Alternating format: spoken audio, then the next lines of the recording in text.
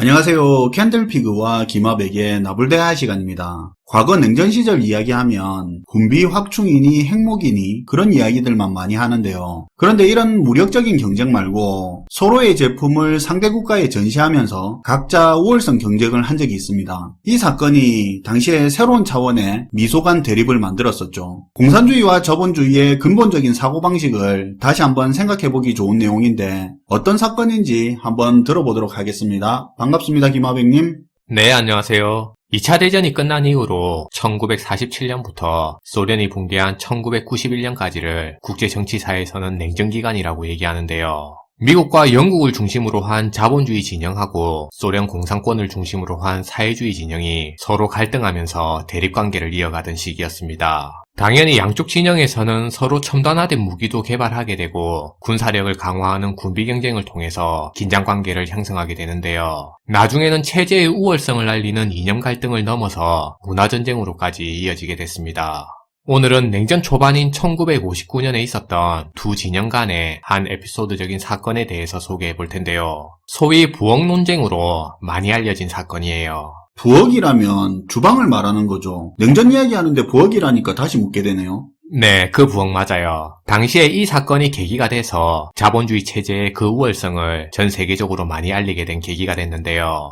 그리고 동구권의 사회주의 진영을 와해시키는데도 부분적으로는 일부 기이한 측면도 있다고 평가받는 사건입니다. 아마도 미국과 소련 간에 있어서 경제에서 다뤄지는 소비 문제를 최초로 정치 이념화한 사건으로 일종의 문화전쟁으로도 볼 수 있을 만한 사건으로 알려져 있어요. 냉전 중에 서로 소비 문화를 가지고 대립했던 내용이네요. 네. 사실 이 일은 1958년도에 미국하고 소련 간에 맺은 하나의 협정이 이번 사건의 발단이 되는데요. 미국하고 소련은 협정을 통해서 1년 뒤에 각각의 상대 국가에서 무역박람회를 개최하기로 약속했습니다. 그러니까 1년 후에 미국은 소련의 모스크바에서 무역박람회를 열고 소련은 미국의 뉴욕에서 자신들의 무역박람회를 개최하기로 약속한 건데요. 그리고 1년 뒤인 1959년 7월에 소련의 모스크바에서 열린 미국의 한 무역박람회장에서 결국 부엌 논쟁으로 알려진 이번 사건이 일어나게 된 겁니다. 그럼 미국이 소련에서 미국 제품을 전시했을 때 그때 부엌 논쟁이 터졌다 이거죠? 그렇죠. 사실 미국과 소련은 이 무역박람회를 통해서 각자가 상대국의 국민들한테 자신들의 체제가 더 효율적이고 뛰어나다는 그 체제의 우월성을 알리고자 하는 수단으로 이용하려고 했는데요. 그래서 소련은 먼저 1959년에 열린 뉴욕에서 개최한 무역박람회를 통해서 당시에 자신들이 보유한 우주기술력을 선제적으로 공개하기로 결정했습니다.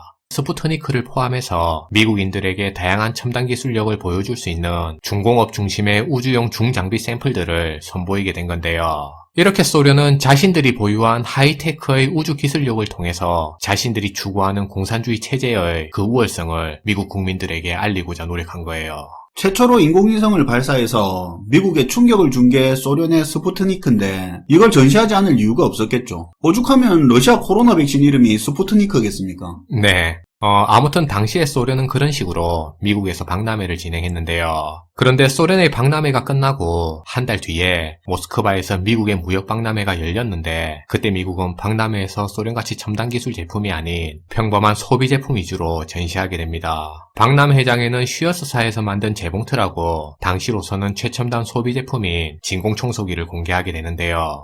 그리고 여기서 최대 압권은 미국이 식기 세척기 등의 최신 설비를 갖춘 부엌이 딸린 모델하우스까지 전시하게 된 거예요.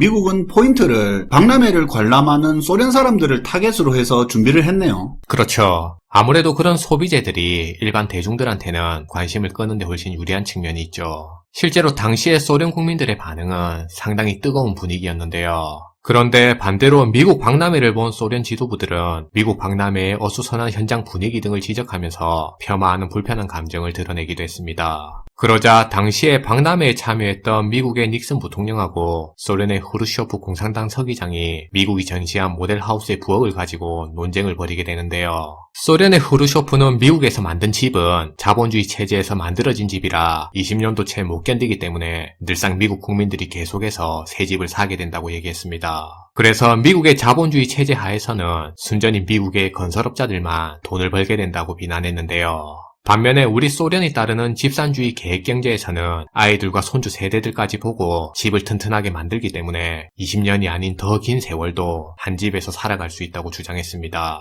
그리고 그의 주장에 따르면 소련의 사회주의적 생산은 장기적인 실용성에 중점을 둔 체제라 미국의 낭비적인 소비 경향이 강한 자본주의 체제보다 더 우월한 장점이 있다고 강조했어요. 그러니까 자기들은 훨씬 오래 쓸 수 있게 튼튼하게 만들기 때문에 계속 구입을 할 필요가 없다 이거네요. 그렇죠. 일종의 그런 맥락이에요. 그러자 미국의 닉슨 부통령이 반격해서 응수하게 되는데요. 도대체 20년 이상 안 가는 집이 어딨냐고 하면서 우리 미국 국민들은 당신네들처럼 20년이 넘게 같은 집에 사는 걸 원치 않는다고 받아쳤습니다. 자본주의 소비 문화에 익숙한 미국 국민들은 20년이 지난 집은 구식으로 느껴서 새 집하고 새 부엌을 원하게 된다고 강조한 건데요. 그래서 미국에서는 그러한 국민들의 소비 욕구를 채워주기 위해서 새 집을 만드는 거지 소련처럼 국민을 한 집에서 처음부터 20-30년 이상을 살아라고 그러한 의도로는 집을 만들지 않는다고 받아쳤습니다. 아, 너희는 한 번 사면 부서질 때까지 쓰는구나. 우리는 그냥 질리면 바꾸는데 이렇게 한 거네요.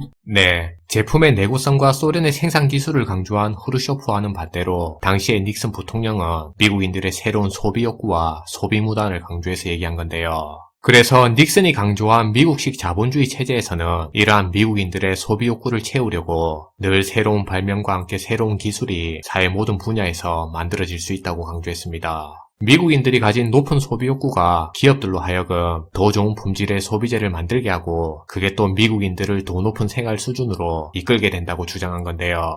그리고 추가적으로 민주주의의 상징이라고 볼 수 있는 투표 기표소까지 박람회에서 공개하게 됐습니다. 야, 머리 잘 써서 준비를 했네요. 네. 미국은 모스크바에서 열린 미국 무역박람회를 통해서 당시에 공산권에 있던 소련 국민들한테 민주주의의 상징인 투표의 자유와 자본주의의 상징인 구매의 자유를 선보일 수 있는 계기를 마련하고자 노력한 건데요. 실제로 1959년에 열린 이 무역박람회를 통해서 나도 저런 모델하우스 같은 새 집에 살면서 저런 진공청소기 같은 신제품도 사고 그렇게 살고 싶다는 생각을 당시 소련 국민들 사이에 전파될 수 있는 분위기를 조성하게 됐습니다. 후르쇼프는 이러한 사회 분위기가 퍼지니까 처음에는 조금 당황해서 이걸 막으려고 노력했어요. 아무래도 이런 제품에 대한 욕구가 느는데 그런 제품을 제공하지 못하면서 차단하기까지 하면 국민들은 불만이 생기게 되죠. 네, 맞아요. 그래서 후르쇼프는 미국하고 소련 간의 물질적인 격차가 더 벌어지게 되고 그걸 국민들이 인식하게 되면 자신의 정치 생명에도 치명적으로 작용할 수 있다고 판단했는데요. 그래서 결국에는 미국의 소비 문화를 소련의 자체적인 방식으로 이뤄나가겠다고 국민들한테 약속했습니다. 그러니까 공산주의에서 자본주의라는 이념적인 변화는 없이 사회주의 체제가 허용하는 그 한도 내에서 그냥 자체적으로만 소련식의 소비 경제를 구축하겠다고 약속한 거예요. 그런데 소비 경제라는 게 선택의 자유가 바탕이 돼야 가능한 건데 공산주의 계획 경제에서는 현실적으로 어려운 거 아닌가요? 네, 결국 말씀하신 그 부분이 문제가 되는데요. 당시에 시도된 그런 소련식의 소비경제 구축은 이념적인 개혁은 빠진 부분이라 후르쇼프가 말한 소비경제 구축은 모순점을 드러내게 됐습니다. 결국에 최종적으로는 실패하게 되는데요. 왜냐하면 사실 소비는 개인주의에 기반한 사적 소유가 완벽하게 보장이 됐을 때 소비경제가 확립될 수 있습니다. 그런데 당시의 소련은 공개적인 말로는 소비경제를 옹호하면서도 여전히 개인주의와 사적 소유는 제한하고 있었던 거죠. 그리고 계획경제라는 게 사실 개인의 취향이나 욕구까지는 반영하기 힘든 생산체제라고 볼 수 있는데요. 예를 들면 다리건설이나 토목사업 같은 경우야 워낙 덩어리가 큰 사업이니까 계획적인 경제 운영이 가능할 수도 있겠지만 소비재 같은 경우는 국가 전체적으로 보면 수요 예측도 힘든 부분이라 계획적인 경제 운영 자체가 거의 불가능하다고 볼 수 있는데요.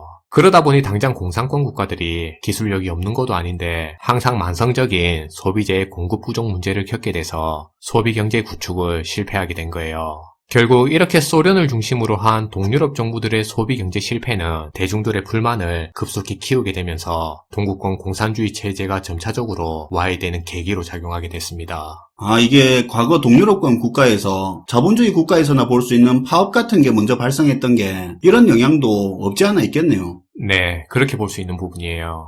예, 오늘도 잘 들었습니다, 김하백님. 네, 감사합니다.